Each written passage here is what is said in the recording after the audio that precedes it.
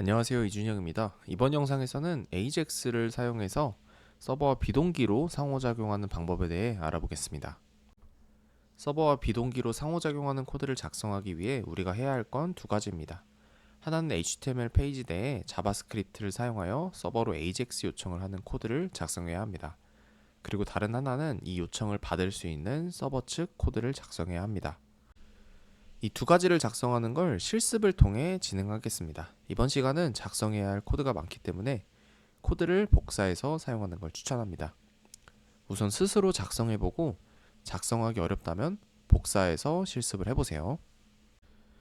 자, 인텔리제이로 왔고요. 인텔리제이에서 no parameter ajax rest controller.java라는 코드를 추가해 주겠습니다.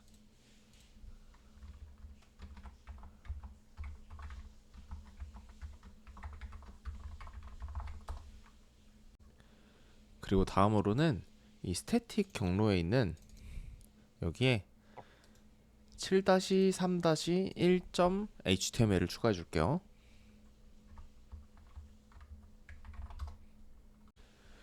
자, 그리고 no parameter ajax rest controller에는 이런 식으로 코드를 추가해 주겠습니다.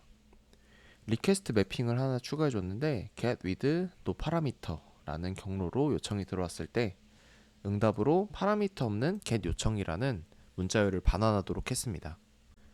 자, 그리고 7-3-1.html에는 이런 자바스크립트 코드가 들어있는 HTML 코드를 추가를 했습니다. 자, 그럼 다음으로는 스프링 부트 애플리케이션을 시작을 시켜서 로컬호스트의 8080에 7-3-1.html로 접속을 해서 개발자 도구로 어떤 요청이 날아가는지 확인을 해보겠습니다. 자, 이렇게 애플리케이션은 시작시켰고 로컬호스트의 8080에 7-3-1.html로 접속을 해서 새로 고침을 해주시면 여기 콘솔 창에 파라미터가 없는 get 요청이라고 써있는 로그가 찍힌 걸 볼 수 있습니다. 그리고 네트워크 탭으로 가보시면 이 네트워크 탭에서는 7-3-1.html이 일단 로딩이 된 걸 볼 수가 있고요. 그리고 그 다음 아래로는 get with no parameter 라는 ajax 요청이 날아간 걸 확인할 수가 있어요. 자, 그러면 이렇게 ajax 요청이 어떻게 날아간 건지 클라이언트 코드를 좀 살펴보겠습니다. 클라이언트 코드를 살펴보기 위해서 여기서 마우스 오른쪽 클릭을 하고 페이지 소스 보기를 할게요. 페이지 소스 보기를 하면 HTML 코드와 그 HTML 코드 내에 들어있는 자바스크립트 코드를 확인할 수가 있습니다. 여기 있는 이 자바스크립트 코드가 어떻게 해서 AJAX 요청을 할 수 있는지 알아보면 되는데요. 여기 있는 자바스크립트 코드는 크게 두 부분으로 나눌 수 있습니다. 먼저 이 위쪽에 있는 onReadyStateChange라는 함수를 선언하고 있는 부분이 있습니다. 그리고 아래쪽에는 실질적으로 AJAX 요청이 날아가는 부분이 있는데요.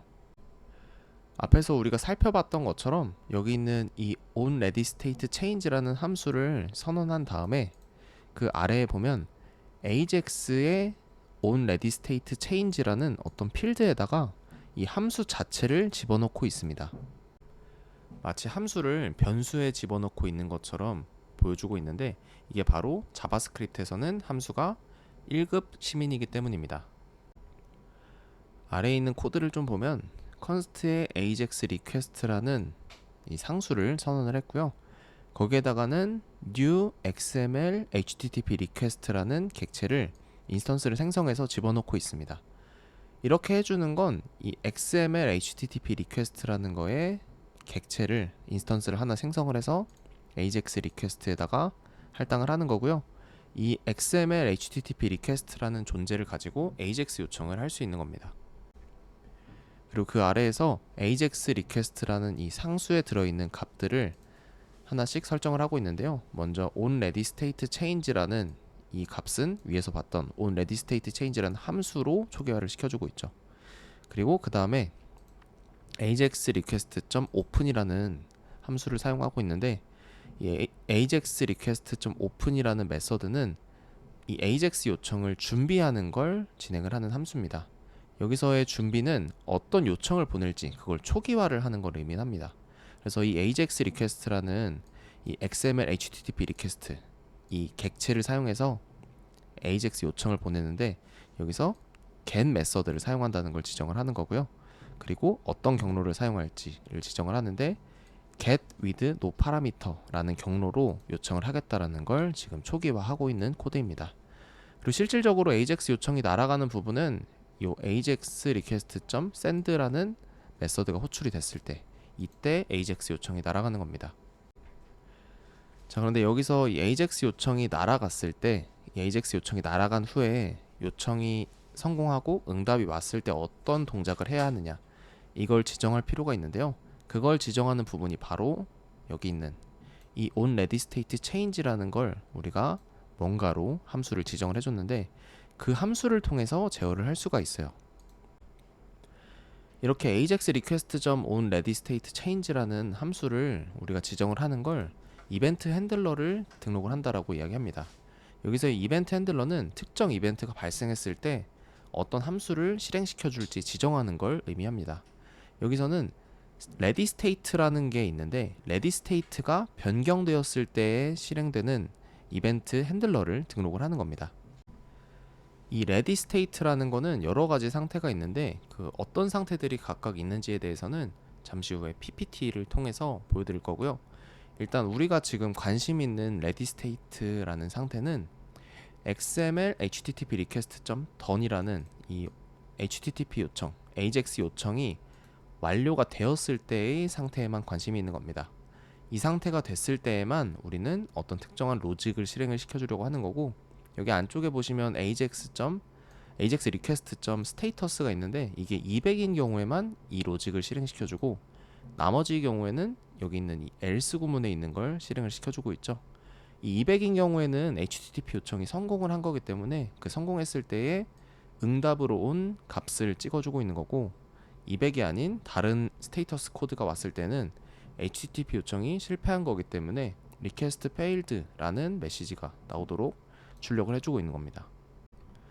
자, 다시 PPT로 돌아왔고요. 클라이언트 코드에 있던 ready state에 대해 간단히 짚고 넘어갈게요. ready state는 이런 식으로 상태가 변합니다. 최초에는 unsent라는 상태였다가 하나씩 아래의 상태들로 변해가는데요. 이렇게 상태들이 변해갈 때마다 onReadyStateChange에 등록해둔 이벤트 핸들러가 실행이 되는 겁니다. 우리는 코드에서 AJAX 요청이 보내진 후 응답을 받아서 출력하려고 했기 때문에 여기 마지막에 있는 done 상태일 때만 if문이 참여되도록 코드를 구성을 했던 겁니다. 그리고 비동기로 AJAX 요청이 날아간 부분이 조금 헷갈릴 텐데요. 간단히 정리를 좀 해보겠습니다. 웹브라우저에서는 먼저 7-3-1.html을 요청해서 응답으로 받아옵니다. 그리고 이 응답으로 온 HTML 페이지는 웹브라우저에 의해서 웹페이지에 로딩이 되고요. 그리고 이때 로딩이 되면서 안에 들어있던 자바스크립트 코드가 실행이 되는 거죠. 자바스크립트 코드에는 get with no parameter로 가는 AJAX 요청이 있었죠. 따라서 이 AJAX 요청을 보내게 됩니다.